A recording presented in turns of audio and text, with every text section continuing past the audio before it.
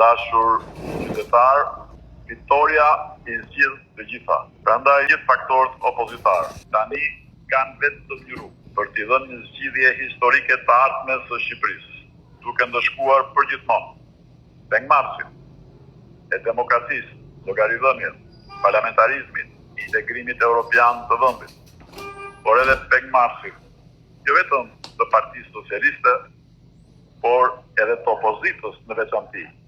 Ati që e keq përdori pushtetin për të blerë korruptuar e shantazhuar drejtuesit të opozitës dhe që sot nxjerr lot krokodili për primaret e PD-s, të cilat janë si dita me natën me përzgjedhjet e tij personale në errësirë si kryetari i organizatës me anonimet pafund, shumica të rekomanduar nga bandat e njohura.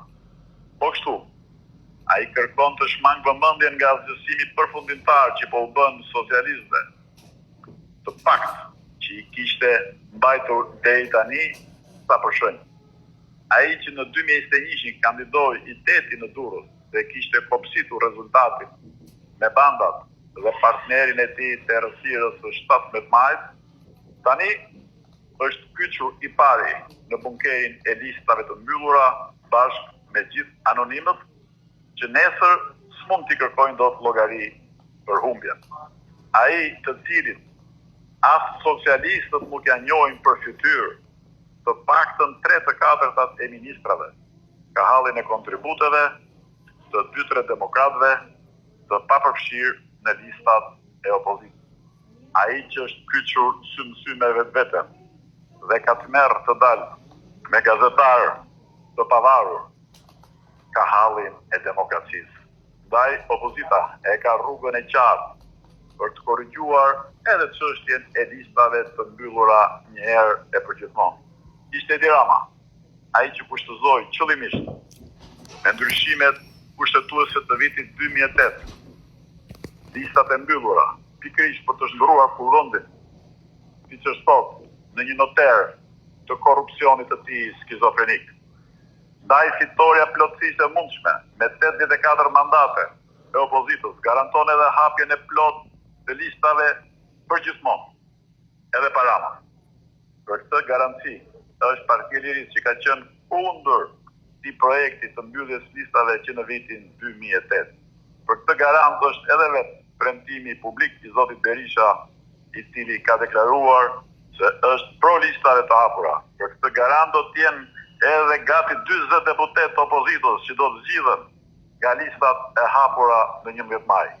Ndaj, të përqendrohemi të gjithë te programi yt i shkëlqyer që jep fund narkoekonomisë, ekonomisë klienteliste dhe kriminale në shërbim të pakicës dhe dotojmë për një Shqipëri prodhuese dhe eksportuese në interesin e të gjithë shqiptarëve. Arritjet më të mëdha integruese s'kan as pak lidhje me shakaxhiun dhe penguesin e integrimit, i cili s'ka asnjë merit në liberalizimin e vizave, arritja më e madhe në Bashkimin Evropian, që realizua nga koalicioni PD-LSI. Dhe mos harroni që publikisht ai parajmëronte Bashkimin Evropian se kjo do të sillte largimin e shqiptarëve drejt Bashkimit Evropian.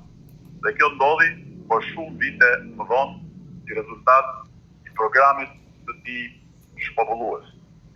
Dhe asnjë kontribut nuk ka ai për antarësimin e Shqipërisë në NATO, kur besoj nuk e keni harruar dhe një miting dëshpërues që bëri pas kësaj ngjarje madhore në historinë e Shqipërisë.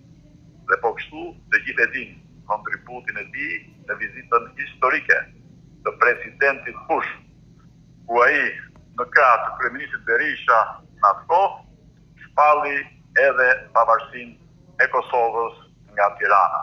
Në fakt, harrova, i vetmi kontributi i tij është që shpiku vjedhjen e orës të presidentit Bush që u bë lajm botëror pikërisht nga xhelozia.